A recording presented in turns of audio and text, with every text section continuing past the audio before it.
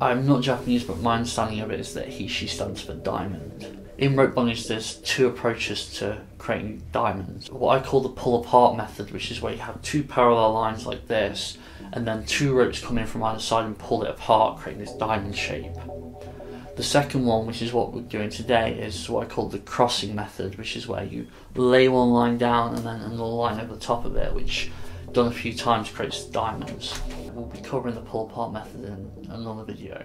As you'll know, if you tie a mannequin, there are some limitations. Just because something is body shaped doesn't mean it acts like a body. This is hard. This is a hard material. Like, you can't indent it at all.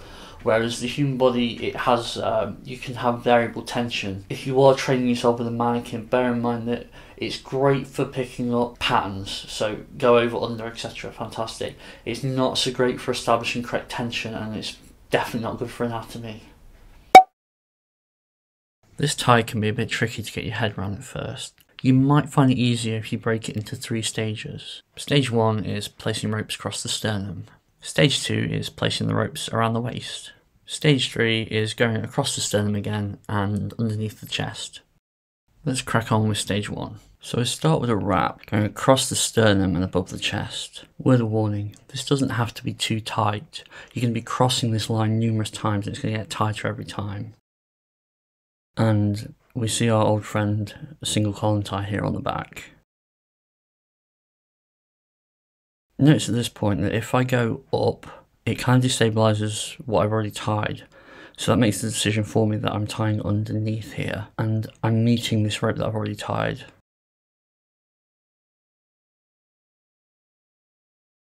And I'm making a munter hitch.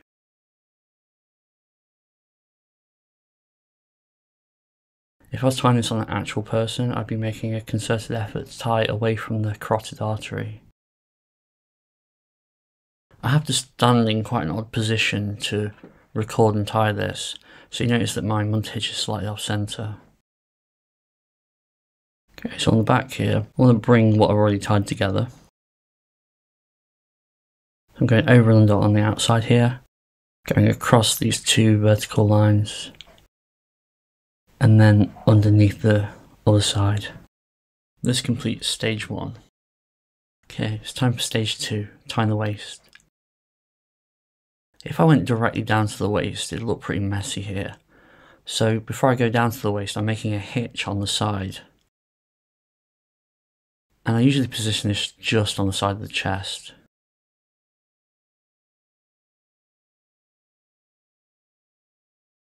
With that hitch in place, I go down to the waist, that is above the hips and below the ribs. And I run out of rope, so I'm just going to join another one on. Now I've got a choice here. I can make another munter hitch, or I can just make a straight wrap.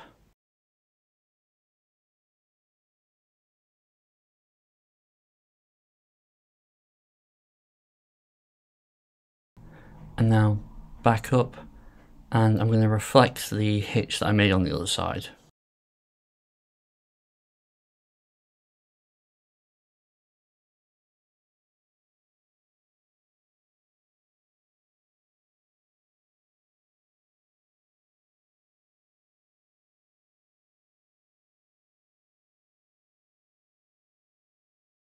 You notice I've got a line just floating on the bottom there. So to get down to it, I'm going to go over and under everything on the right.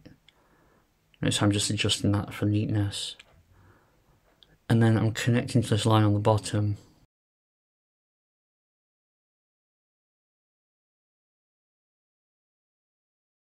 And then going across and coming back up. This probably would look neater if I'd gone underneath, but to cover over that mistake, I'm going underneath on the other side, which squeezes everything together nicely. This takes us to the end of stage 2. Okay, final stage, sternum to lower chest.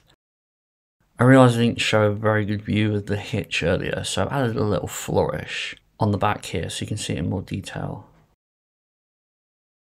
This also makes a nice way of coming over the shoulder at a different angle.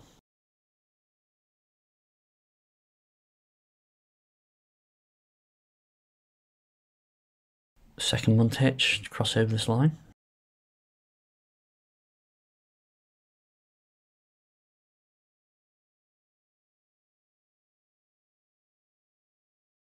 and another munt hitch underneath the chest on the other side.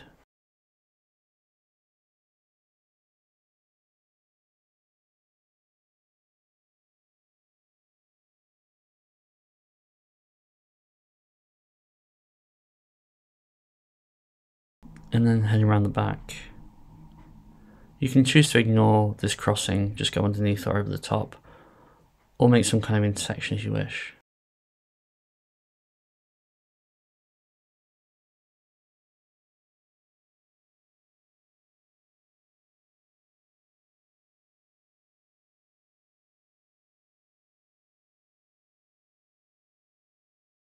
Okay, another munt hitch, and I'm probably blocking the camera more than I would like to be, but hopefully you can see it okay. Okay, another crossing. At this point, you can just wrap around or add a munt hitch. Choice is yours.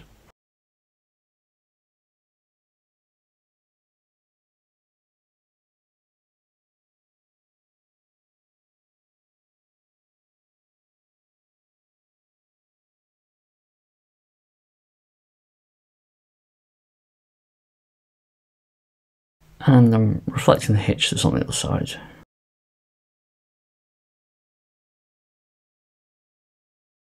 Pretty bad place to run out of rope as I'm nearly done, but this is life.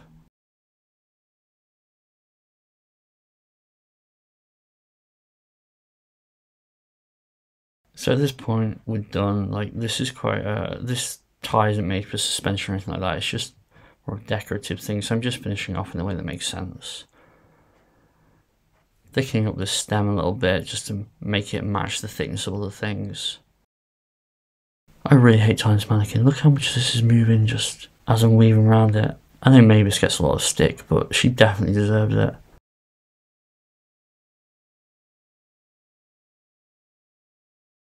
I'm just building up the friction on the back here. This is for no other reason other than burning up rope. And I give up and just tie the end to the start, mercifully bringing that to an end. A few little mistakes here that we can pretend were for educational purposes. You'll notice the gap on either side here isn't even. Also, we have 3 sets of munt hitches in this tie. Left of the torso, right of the torso, and centre torso. Ideally, these should be in line with each other, or at least have a uniform position on the body.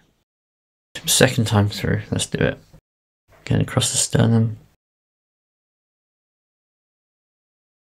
Good old friend, the single column tie.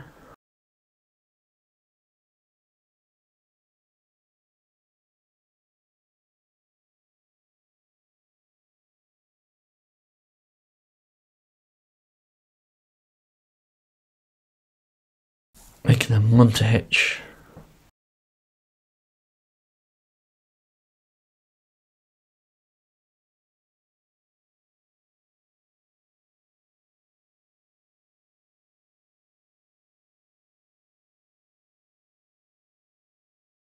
You notice that I slightly adjust the position there before I go over.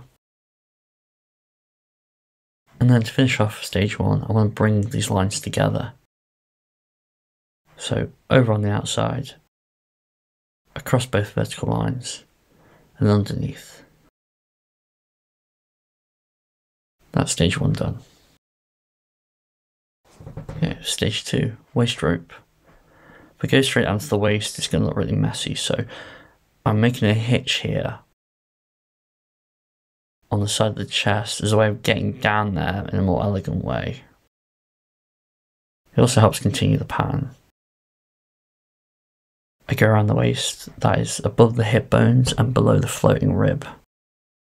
Mavis has neither, so it just vaguely goes where that curve is. And here we can make another munt hitch, or make a normal wraparound like what I've done here.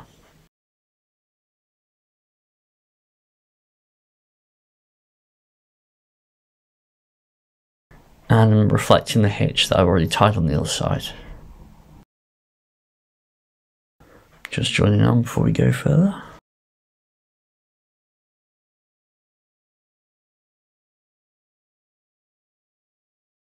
Once I connect back to the centre and create a stem, that's going to be the end of stage 2. You notice that I've got the line below the waist here, not really connected to anything, so we're going down here to join these pieces up a little bit better.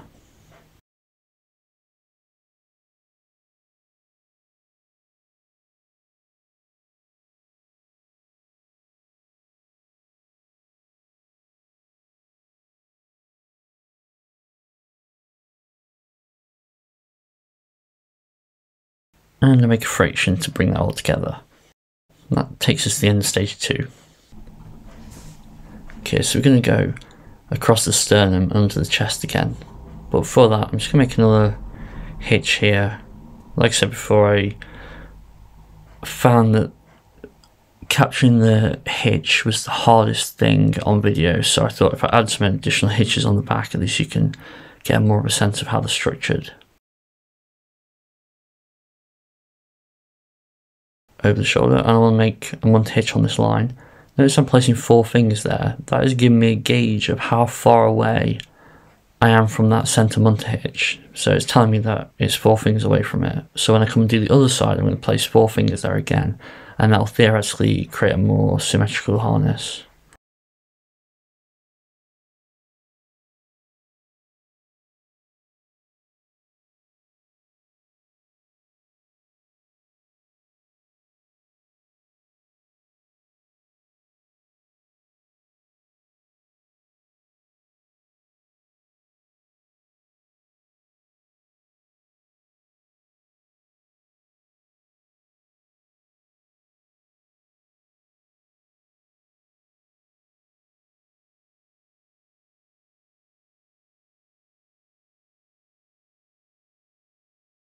And the joys of tying with hemp is eventually you get a big pile of twistiness like this.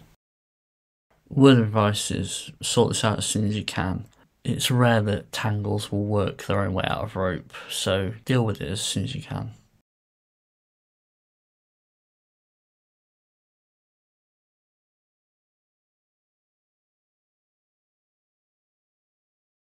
Now I'm just reflecting what I tied on the other side.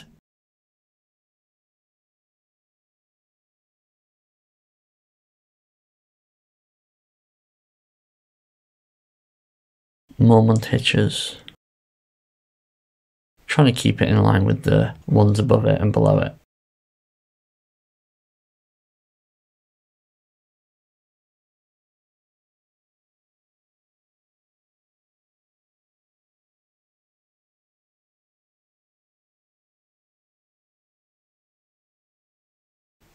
Making a hitch on the other side.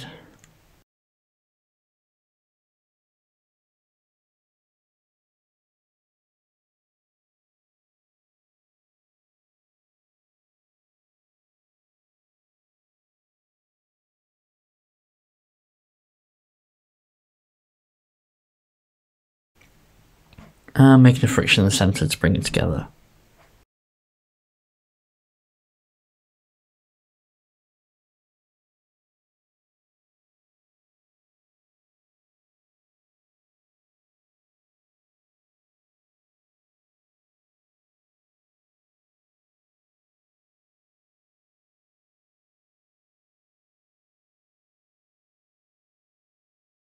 And I've got a fair bit of rope to burn up here, so I just stop with a nice big bow. Feel free to use it up however works for you.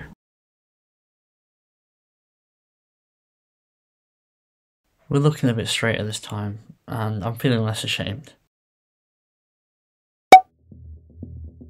Ties like the one behind me sometimes get poo-pooed because they are viewed as being purely decorative and not particularly useful. With the right mindset and the right approach, they can also open a lot of opportunities for play, and we'll definitely be covering that in future videos. Thanks for watching, I hope that was useful. Thank you as ever to our patrons for supporting the channel.